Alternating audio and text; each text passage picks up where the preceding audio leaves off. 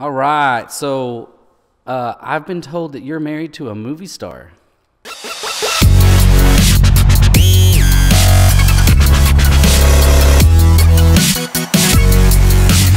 This podcast is brought to you by Dead Cat. If you guys are not aware, Dead Cat is what powers this podcast. We have studio downtown. We're on YouTube, Facebook, Instagram. You can find us all over the place. Come, check us out, hang out with us. We'd love to hear from you guys. Yes. What? Okay, real quick, we're going to tell this story because your husband has been on the podcast. Correct. It's about probably like 3 years ago because we've been back in Paris for that long. So first off, Savannah Hubbard, welcome to the podcast. Thank you. Second off, if you haven't, go back and listen to Alan Hubbard's podcast, and you might get a glimpse into some of the things that we don't talk about here. Right. Okay, so Alan was in a movie? In a movie when he was 9 years old. What? Correct. What movie was it? Tender Mercies with Robert Duvall and Tess Harper. Did he get to meet them? He was in the movie. But I know how movies work. You're not all like the main character's not always. Yeah, but he played the son of Robert Duvall. Oh, so I'm sure he spent some time. Oh. In fact, let me tell you this: Robert Duvall called us when we got engaged to say congratulations. No way. Yeah. That's amazing. So. I can't say I've ever been called by a famous person. Yeah. That's awesome. And the first guitar that Alan ever got, he got from Robert Duvall for his birthday. Really? His 10th birthday, yeah. So they were that close. Yeah. That's impressive. He came to Paris. He did? Yeah. And gave him the guitar? And gave him the guitar, yeah. He lived in Spanish Oaks Apartments. He went to the Spanish Oaks and gave Alan his guitar for When's his the last birthday. time you spoke to him? Oh. It's been a minute? Yeah. Probably doesn't have a contact for him? No, not really. We took a trip to New York City early on in our marriage and went to see the producers of the movie. Okay. But that's as close to the contact circle, as we've gotten. Awesome. Well, okay, back to you. So we'll start at the beginning, and there's a lot of cool stuff at the beginning. Where were you born? Okay, so I was born in Bangladesh. Bangladesh, yes. There's not like a Bangladesh, Texas. It's like the Bangladesh. Correct. Okay. Yes. It used to be East Pakistan or Pakistan, some people say. And then it changed to Bangladesh. Okay. And it is if you look at a map, it's on the east side of India. So India is kind of in the middle. Okay. Bangladesh is on which side would that be, right? East? I'd have to look at a map. The other side is just Pakistan. Okay. Yeah. So why were you living in Bangladesh? Okay. My father was a diplomat in the Foreign Service. And so he was born and raised all over, mostly in Oklahoma and Arkansas. Joined the Army when he was 16 and went overseas to Germany and different places like that. So when he came back, he decided the only way he was going to go to college was to, of course, join the Army, and they paid for his college. And then he joined the Peace Corps after he graduated from college. And then I guess that was his first kind of contact with third world countries and that kind of thing, motivated him when he came back to join the Foreign Service. And so he and my mom got married, went to Bangladesh, was his first post. That was his first post. Okay. In the Peace Corps, he had been to Bangladesh. Okay. And so he went back there as his first post in the Foreign Service. Now, how long were they in Bangladesh after you were born? My dad is a mover. Growing up, his father moved quite a bit, so I think that's kind of in his blood. So we moved every 2 years. Okay. Yeah. Every 2 years. So you don't remember Bangladesh? I do not. As a kid. Okay. No. So as a diplomat, did that have different types of like housing? Like, what did that look like going from place to place? Okay, so a lot of people, when you say you're a diplomat, they kind of think like you're an army brat. Okay. You know, so when you go overseas in the Army and that kind of thing, you're usually on a base somewhere, like base housing, that kind of thing. In the Foreign Service, you are in the community.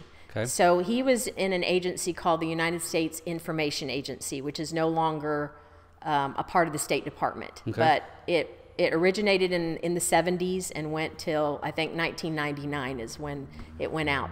But they were supposed to basically do public diplomacy overseas for America. Okay. So what they wanted their representatives or diplomats to do was to live in the communities that they were trying to reach out to. So every house that we lived in was not an army base, was not on a like secluded American spot. It was in the community. In the community. So we had servants that were part of the community that became like our family. Oh, that's amazing.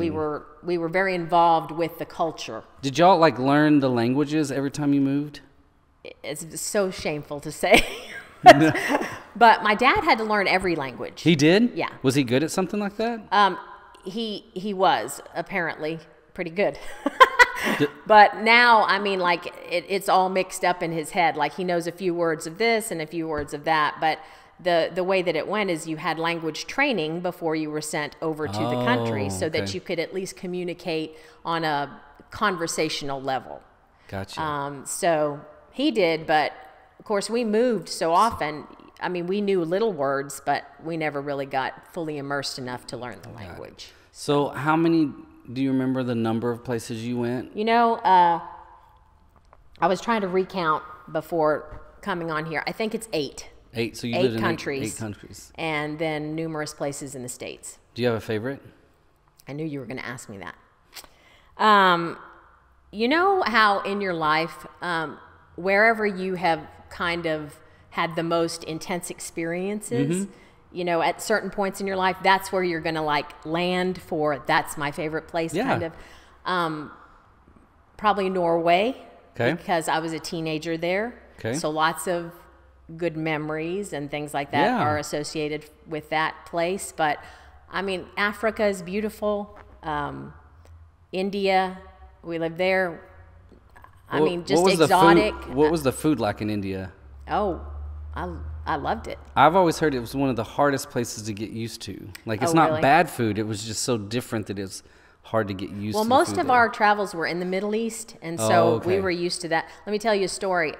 So my mom tells this about me. So we were in India. I was probably 3, and we had dinner very often in the dining room. We would be served, you know, by our cook, Americanized food, some form of that. But and she said you would just like sit there and kind of pick at it, and then I'd find you later out in the servants' quarters with all the servants eating curry.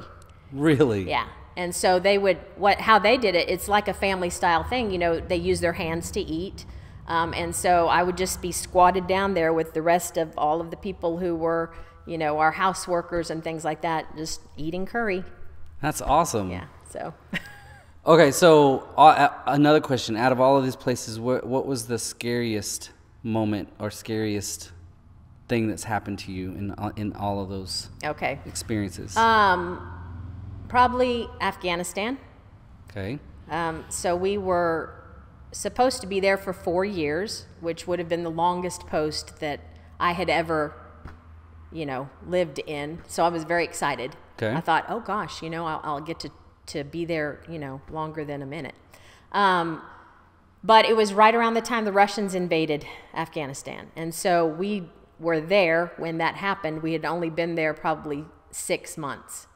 And so the first indicator was that when we went to the school, my parents took us on a little tour of the American school there. And the people there said, you'll need to bring a sleeping bag and 3 days supply of food that we need to keep here at the school in case there's a riot in town and we can't get you back to your parents. We'll be going over the mountains this way, and we have a safe place, and we'll just take your food and your. This was the first time. And how old were you at this time? I was 12. And so that was the first thing I was like, oh, this is different. Yeah. I don't know how I feel about this. And then, of course, the longer we were there, there were, you couldn't go outside the town because of curfews that they put on everyone. Really? So you had to be in your house at a certain time. I think it was 10 o'clock, 11 o'clock, something like that. Or you could get shot, you could get taken to prison, you could whatever. And so there was a night that my parents had gone out, left me and my sister at home, and with our, I guess she was a nanny, and I was watching, and it was getting really close to that time, and they weren't home yet, and so I was really of course scared. very scared. Yeah. And my parents had said, okay, if anything happens, this is what you do. Push this piece of furniture in front of the door, the front door, take your sister and the nanny and go to the back bedroom, push this other pieces of furniture in front of this door and stay there, and we'll come get you. So my son's 11, my oldest, and I cannot, I mean, he'll be 12 in January. I cannot imagine telling him that and him reacting well. Yeah. So that was kind of scary. Yeah. Yes. And then, of course, when the Russians started coming in, several, we would hear gunshots in our backyard. There would be helicopters coming down with searchlights in our backyard at night. Tanks would go by our house. While we were sitting there eating lunch, you'd see tanks just roll by in front of the house. So a lot of things that now I think, oh my gosh, what was I thinking? Yeah, right. I remember looking out the window and thinking, wow, there's a lot of tanks out there. And feeling nervous, For sure. A couple of times we had to be taken from school in the middle of the day, and a driver would come and get us. We would have to get down in the bottom of the floorboard, yeah, so nobody could see us as he drove us home. So, man, those were scary times. I can only imagine. Okay. Positive note. So do you have any friends or people that you'd met or are known through that time that are still your friends today? Not from younger years, no. Okay. Not even Norway, you were over. Yes. Yeah. You still have some Norwegians? Well, is that right? Norwegians? Yes, that's what they're called. In Norway, it was kind of a different situation because, it's Europe. That was the first European country we had ever gone to. My dad, most of the time, would go to high-risk areas because they paid more, obviously. Gotcha. And he had more of experience in that area of the world.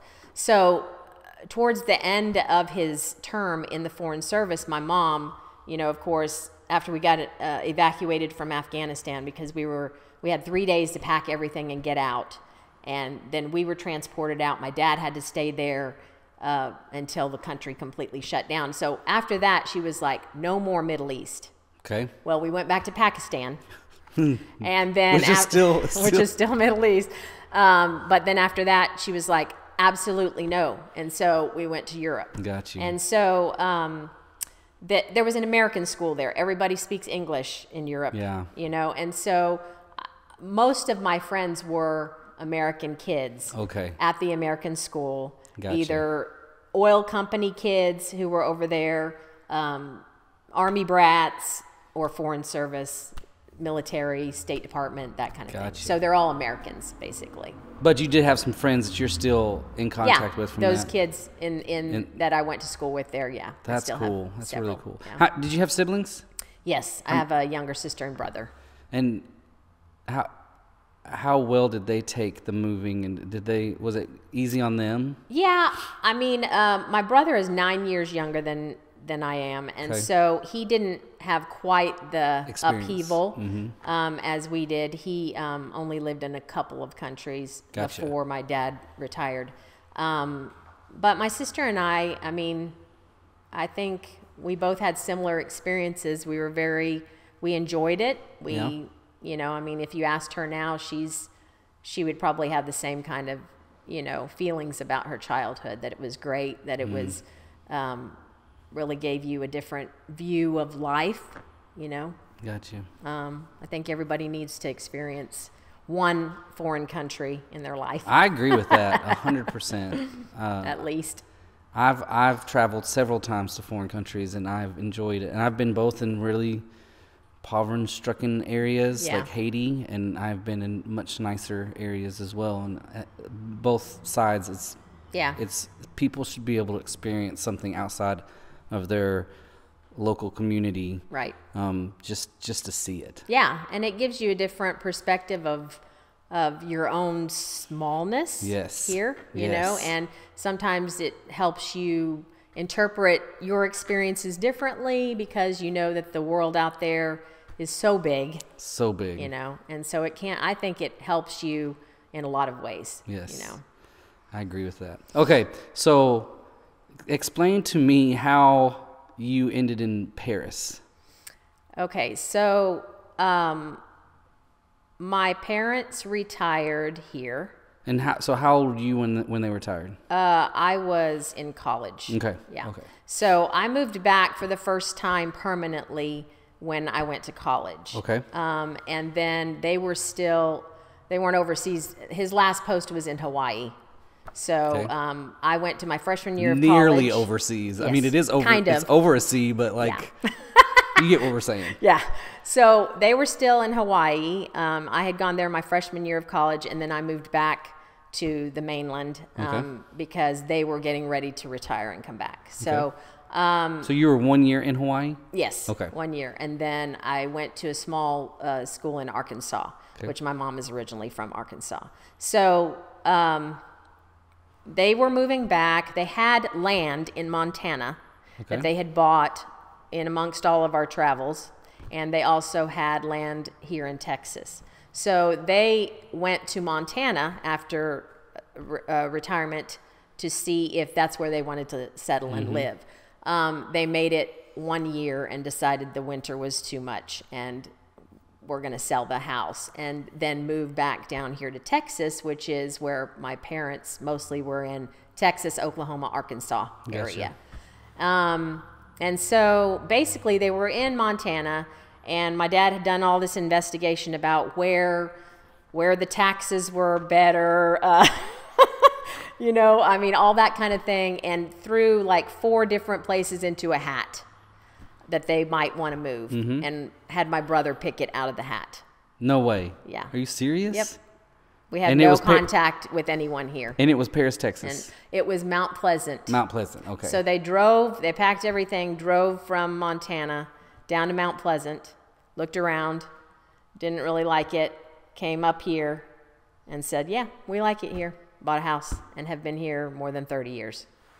So, and were you with them then, or were you in college? No, I was. When this was all going down? Okay. On my own, yeah. So my brother was the only one that really lived as a Parisian. Got you. So they had been here a couple of years, I guess, and I was working at a college in Pennsylvania. So you went from did you go to that college? Or no. So you graduated. I graduated, and then I actually was going to be an actress. I wanted to be an actress, yes. So I moved to Florida. Did you do any acting? No, I mean just stage acting. But I was an extra on a show in Hawaii one time. That's cool. Yeah, that was cool. So you're both movie stars. Yes, aren't we though? Not really. I walked by a couple of times on my movie star role. That's more than I've done. Anyway, so I was in Pennsylvania. I had moved up there with some college friends. Okay. The college went under. The whole college? Yeah, bankrupt. Wow. And so I tried to last, but it's really expensive on the East Coast to live. Yes. And I had 2 roommates. Both of them went separate ways. One got married. One went to graduate school and moved out. So I was like, I really don't know what to do. So I came down here to visit my parents. Okay. And was going to kind of regroup and figure out Was where this I your wanted to go. first time to Paris? Yes. When you that visit was? Yeah. They had already moved. What was your first thoughts of Paris, Texas? I will never live here. That was your first thoughts. You're driving into Paris to meet your parents, and you're like, no, I don't know if I said, but I always thought I would live overseas. I mean, my whole life was overseas. I never thought I would live in a little tiny town somewhere. I thought I would be in either a city or overseas or something like that. So I thought I'll just go hang out with mom and dad and figure out, I'm going to move to Dallas or wherever. I didn't know. Okay. So. How long did that last? So I was here for the summer, and Alan tells this story on the podcast with him, but my dad. Is your side better? Is your version better? Well, it's different. Okay. I want to hear your side. So I was involved with theater, in college and in high school. And so my dad was looking through the paper, I guess, and said, hey, they're having tryouts for a play down, at the community theater. Why don't you go down there? Maybe you'll make some friends or something like that. And I had I didn't have any plans of going anywhere right then. So I said, okay, I'll do that. So that's where I met Alan. And I was sitting by some guy filling out my audition sheet, and Alan came and sat in front of us, and the guy next to me was flirting with me. He got up and went somewhere, and Alan turned around and said, you shouldn't trust him. He's not good. He's not a good guy, like that. And then, of course, we started talking. I feel like I can hear him saying those words. Yeah. Because I have a plan for you. So was the guy really not good, or was that his way of like sidelining him? Yeah. Oh, okay. Basically. Now did y'all both get a part in the Right. I mean, some of this is in the other podcast, but I'm going to ask questions. Yeah, he got the main role. Okay. The main hero part, and I was a dancer. Okay. So we spent the next few weeks, dating and together and having fun and all that. And now, were you thinking you were still going to leave? Yeah. Yep. And then the closer the end of the play got, we were like, well, I guess I'll stick around. I'll see if I can get a job here. And I got a job at PJC. Okay. And so I continued on. I can't even remember. I guess he was still in college because I'm older than he is. And so he finished up college. We got married and then moved to Austin. Moved to Austin. Yeah. So what was y'all's plan to do in Austin? I don't know. I think we wanted out of Paris, and he had never really, since the movie was the only time that he had gone anywhere outside of Paris. Gotcha. And so he was like, yeah, let's go have an adventure. Let's go, see some stuff. And we had friends who had moved down there. My brother went to UT. And so we had some familiarity surrounding Austin. That's awesome. We went down there. What did you have a plan for what you wanted to do career-wise, or no? Just I have always been like, so when I went into college, I had never had a job. Mm-hmm. We lived overseas. I didn't drive until I was 19. That's crazy. Yeah, because I couldn't drive overseas. So anyway.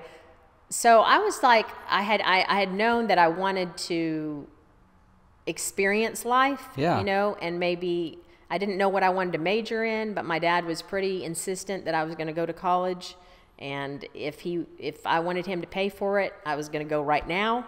Gotcha. And so I went, and I took every, all your basics, still couldn't figure out what I wanted to do. The beginning of my junior year, I just basically flipped through the catalog and went, oh, this looks easy, and picked public relations. Okay. Which I never intended to do anything with.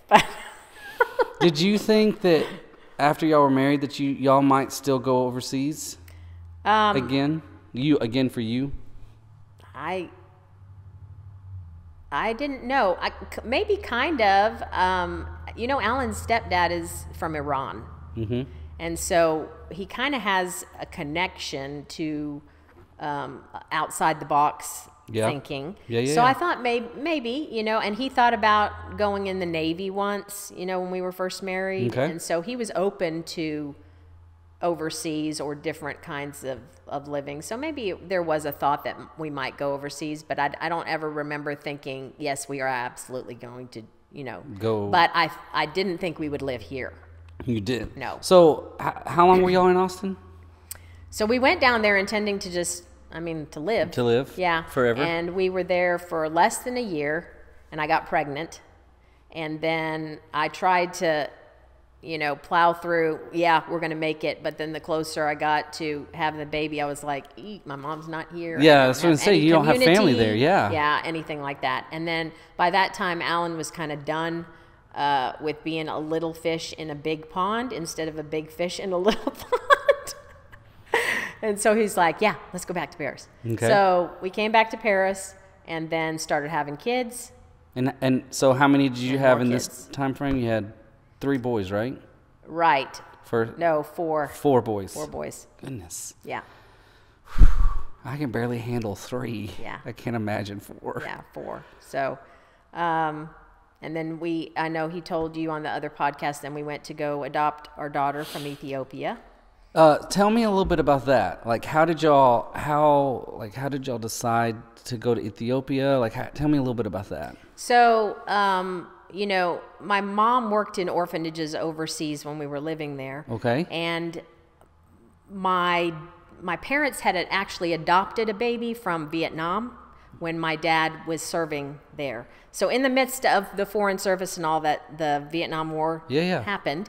And so my mom and my sister and I came back to the States. Mm-hmm. My dad went to Vietnam. And while he was over there, from what I understand, I don't know the exact connection that happened, but there was a little girl that needed to be adopted that he felt called to do that. But sadly, as he was bringing her back to the States, she died from pneumonia.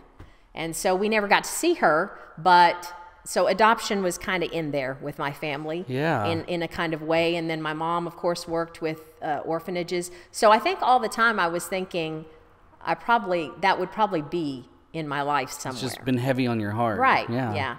And so, but when I started having kids, of course, you just kind of, life goes, you know, and you never really find the opportunity.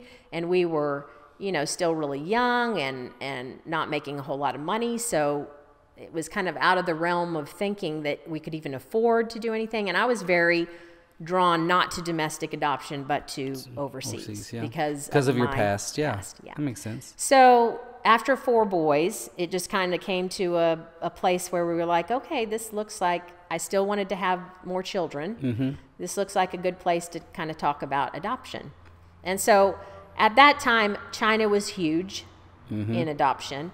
That's where I thought we would go. I mean, I always had in my mind a little Chinese girl. I don't know why, but that was always in there. And so we started investigating different agencies and things like that, and then we started seeing that China was like a 2-year wait, a lot of money. You had to make several trips. We looked at Korea. That was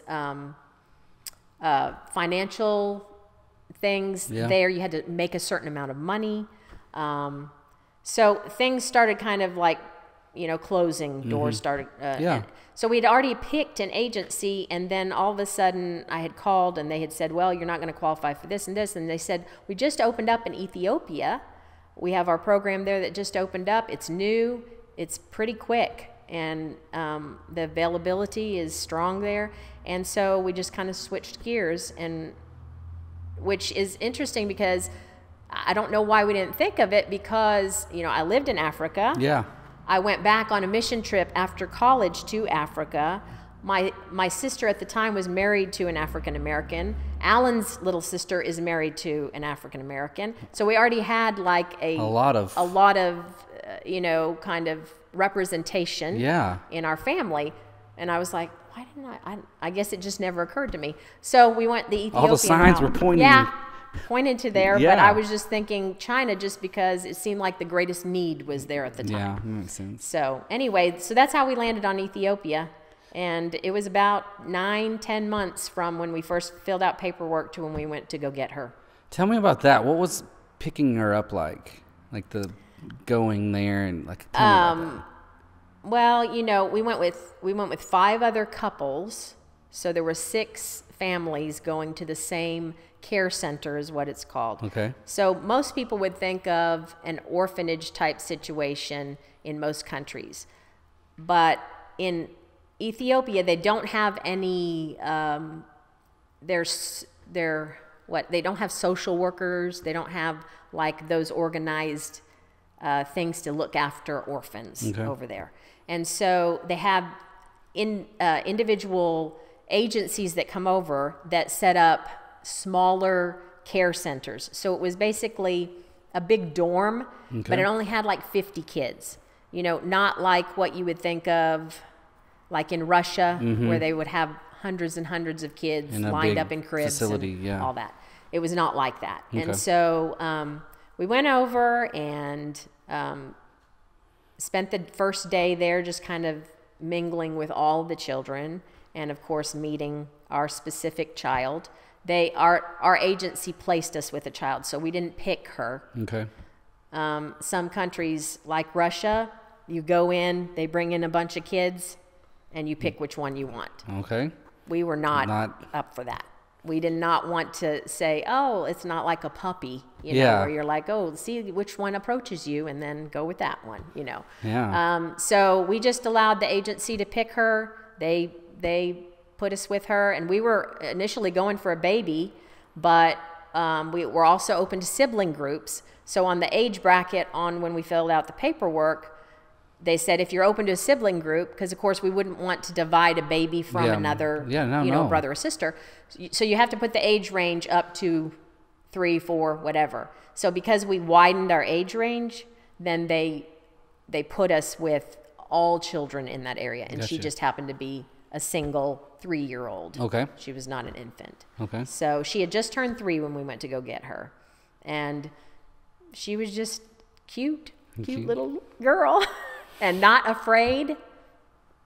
Not afraid of me at all. She was kind of suspect of Alan. I feel like a lot of children that age can be that way with men. Did he have a beard?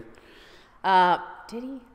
Because I feel like no, he did not have a beard. I feel like I'm a really friendly person, and I love children. Right. And like I go up to them, and they'll instantly be afraid of me. Yeah. It takes me a few minutes of loving on them before they warm up to me. But I think she was just. Of course, in the care center, all women looking after them. Yeah. So probably it's just easier. It was easier for her. Was it love at first sight for y'all? It's very weird because I felt like I was in a fog the whole time. Yeah. I mean, like it was surreal, like going through it. Like they're telling her, "This is your mom," you know, because she's not a baby.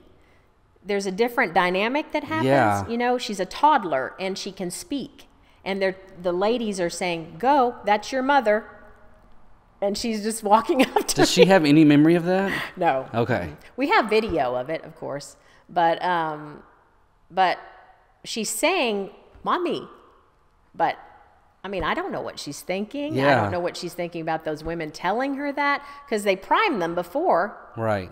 You know, but she's only 3. What does a 3-year-old know? Right. You know? She had been in the care center for 6 months, away from her biological family. Yeah. But she never cried. She cried when we left, because we left her the first day. They wouldn't let us take her. So she had some, like, attachment to y'all right away. I think so. Because we stayed there the whole first day with her, and of course I sat with her at lunch and kind of fed her a little bit. We played with her, all that kind of thing. So when she went down for her nap that day and we left, she was very upset.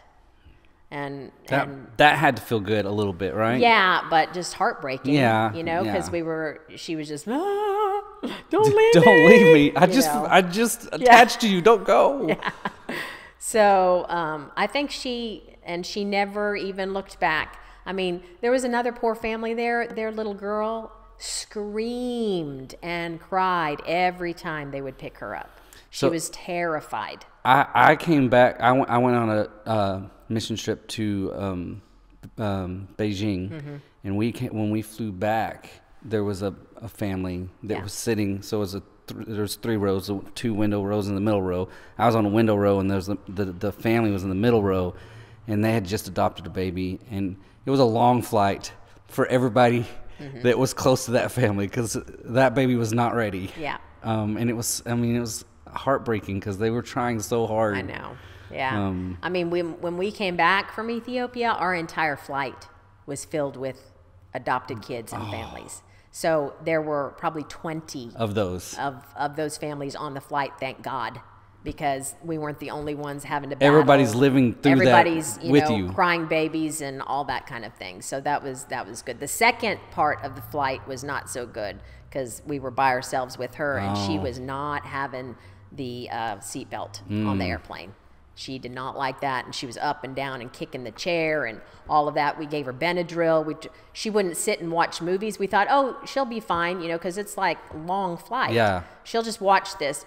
Didn't want to have anything to do with the television, the movies, nothing. No toys or anything. And finally, she fell asleep. But that was a rough flight. But she never cried. She never did anything. She was like, come on, I'm ready. I'm ready. Let's go. That's amazing. Yeah. It was very strange. Does it feel like I don't know if this is the right way to ask this question, but does it feel like she's acclimated well to America? Well, she's 16 now, so. I don't even want to think about that. For all intents and purposes, she is American. Okay. I don't know. I've never experienced that. I don't have any adopted siblings. I've never adopted a kid. Very quickly. Okay. Within probably 6 months, she learned to speak English. Okay. So she didn't know any English. That's interesting. Right. So she was speaking, well, we were riding around Ethiopia, Addis Ababa, and with her, and so we were asking our driver, what is she saying? Because she would look out the window and say something. You know. Well, there's like 80 different dialects in Ethiopia. So the driver didn't even know what she was saying. Oh, man. And so we had learned Amharic, which is the main language of Ethiopia, thinking, well, we'll be able to at least communicate a little bit. Yeah. Well, she didn't know what we were saying. And so it was basically just sign language, Do you need a drink? Do you want something to eat? For the phasing in for 6 months. Yeah. And then, but right when she got back to the States, of course, her brothers were TV junkies, so she's right in there sitting watching TV, and within 6 months she knew English perfectly. Now, schooling, how did you do schooling? Well, I've homeschooled on and off all my kids, and so she was initially her first up to 5th grade was all homeschooled. Okay. Yeah. I thought that was the case. I think Leah told me about that, that you had homeschooled. So I was going to ask about that. So you taught her English, and that's in 6 months. The TV taught her. The TV taught her English. I didn't teach her. We didn't. I was trying to give you credit. Yeah, don't give me any credit. No, we didn't sit down and have lessons. But honestly, you need to get credit because I love anyone that can teach, because I try to teach my kids things, and it's hard. Yeah. I get it. Sometimes it's hard for parents to teach their own children because they're just more rebellious with their parents. Yeah. And a teacher tells them to do something. Exactly. But I know my kids, and I'm like, I send my kids to a teacher for, a full day, and I'm like, bless you is all I want to say, because they have 24 of those other kids that are just like my kids in their class, and they're able to teach them. It's crazy. But for you to be able to teach all your children from home, I also admire that, because it was Saturday, my son, I'm trying to teach him how to edit film, because he wants to do his own YouTube channel. Yeah. And in the past, I've just done it with him and done it for him. Right. And I've told him now that he has to do, if you're going to do it, you have to do it. Right. And so I was trying to teach him how to edit a video, and patience was getting thin, and this is something that's not even that he could use in the future, but it's not like English, math, science, history, it's not all of those things. Yeah. And for you to be able to teach your own children that, it's inspiring. Well, I appreciate that. But, it's a lifestyle that we chose to live. And so I'm not saying I was a great teacher. I used curriculum. It's not like I came up with some inventive way. No. But the patience alone. Right. And which, I have plenty of stories about not being patient, and I'm sure you could ask my kids about that. But for the most part, we enjoyed that lifestyle. And so I just kept doing it because we like to be able to take off whenever we wanted to. Yeah. We like to be able to, spend the afternoon outside. Yeah. That kind of thing. And so, it was more of a lifestyle choice. And then the farther I got into it, of course, then I started getting tired, when the girls came along. and Zeke, the youngest boy. And so we kind of changed up the way that we did schooling with them. The first two were homeschooled all the way through. Gotcha. And then we just did different things with each of the kids. Gotcha. From that point on. But no, she just learned English pretty much by, osmosis of just being around it. When you're fully immersed. She's now got brothers kid, that are talking and TV that's talking and parents that are talking. And that young, you get it Sponge. just like that. Yeah. Exactly. Yeah. And Awesome. so there was never kind of like a time of, stress of trying to communicate with her or anything like that. It was more about bonding with her emotionally than anything else. Gotcha. Just because it's different from an infant to a toddler. Yeah. I mean, I kind of felt like I was babysitting her for a long time, instead of, oh no, she's mine. And so the more years that go by, of course, that gone happens. away. Yeah. So, but she's lovely. She's a wonderful young lady. Yay. And, just has acclimated well. She was very sensitive at the beginning, but soon learned that the Hubbard family is not that way. So you better buck up. That's hilarious. So now she's teaching her little sister, don't be so sensitive, Truly. Get over it. And I'm like, you used to be exactly like this. That's funny. Okay, so I have another question. We're going to kind of switch gears a little bit. Okay. So at some point, you're back in Paris, Texas, and a very close friend of both of ours comes into your life. Tell me a little bit about how you met Leah Emerson. She was just a little girl. My husband was the youth pastor / worship pastor at Mount Olive Baptist Church. Okay. And she was part of the youth group. And, so she was, I guess, 11 or 12 when I first met her, something like that. And so just part of our life there at church. We were there 9 years. And so... what was the first thing you ever said to me?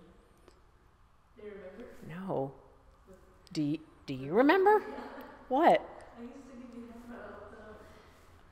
I for basketball, I broke a light in the church, and she's the very first thing she said, "Good freaking job."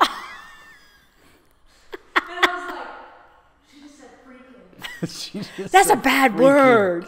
Don't say that, pastor's wife. It's funny. No, so I mean, she grew up, around us, and then just been a part of our life for a long time, and came to visit us in Austin while we lived there. And of course, she'll tell you that we talked her into going to Australia. So what she's told me is like that y'all are like one of her biggest supporters, like a second family. Aww. And that y'all have continued to love on her through her going to Australia and coming back and supporting her in starting her own business and just kind of being her cheerleaders through her whole from 12-year-old till now. She's one of my best now. friends. I would say she's one of my best friends. So it's been interesting because I'm like, I keep saying, why are you my friend? I mean, you were a kid, and she's so much younger than me. But I mean, I think we're simpatico. Well, I love her. I think she's amazing. She is, she just does what she says she's going to do. Yeah. So there's not a whole lot of people that are like that. And I have several friends in my life who are like that. And so I guess I'm just attracted to those kind of friendships. Well, that and you being so involved in her later teen life, I'm sure a lot of like what you bestowed upon her helping raise her. I mean, obviously not raise her like her mom raised her, but being involved in her life growing up, I'm sure she'd gained a lot of that from watching you and the example that you've led. Maybe. I hope so. But she's her own person. She just, obviously, yeah. But there's no doubt about that. There's a lot of times that, definitely some talks that we've had, late night talks about stuff going on in her life and, what she should do. But I never felt like I was some kind of, guru. No. But we talked through a bunch of stuff and then figure it out. What are you going to do? And that's really what friends are, right? Yeah. Like, that's what my friends are to me. Right. So it kind of, it passes through that whole, my youth pastor's wife, I'm coming to for advice to, let's talk about it as friends. Friends, yeah. Because, she'll tell you now that I come to her, too, saying, I don't know what to do, tell me, So, anyway, I love her. She is pretty amazing. Yes.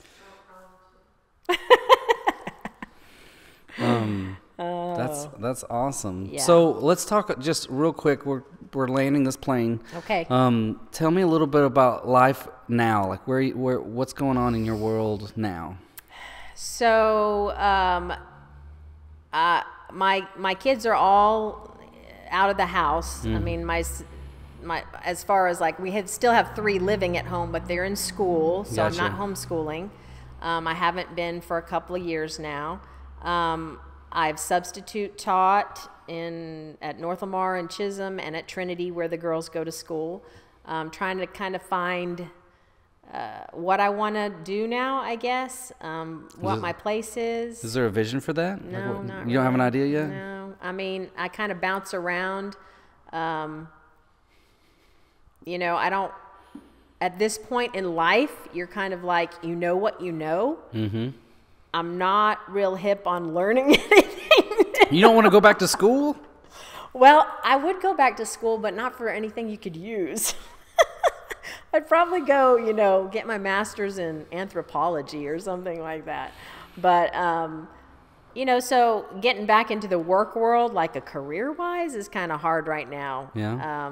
Just because I would have to really redo my thinking about life. Because I still want to be there for my kids,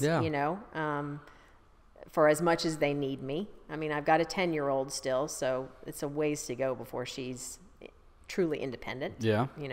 So I'm just kind of a little bit floating right now, looking for something part-time to kind of fill some spaces. Yeah. And still want to be available to my parents here, visiting with them and as they get older and making memories with my 3 younger ones, That's awesome. So, and hopefully grandchildren sometime in the future. That's exciting. It's not even on the horizon It's not? right now. No. No, they're living their lives. Just speak it and will it into. Yeah, you think I can? Yeah, I think you can. How many of your children are married? None. None. None of them are married? No. That's what I'm saying. It's not even out close. there. I've got one with a girlfriend. But they're saying they're not having kids. Oh.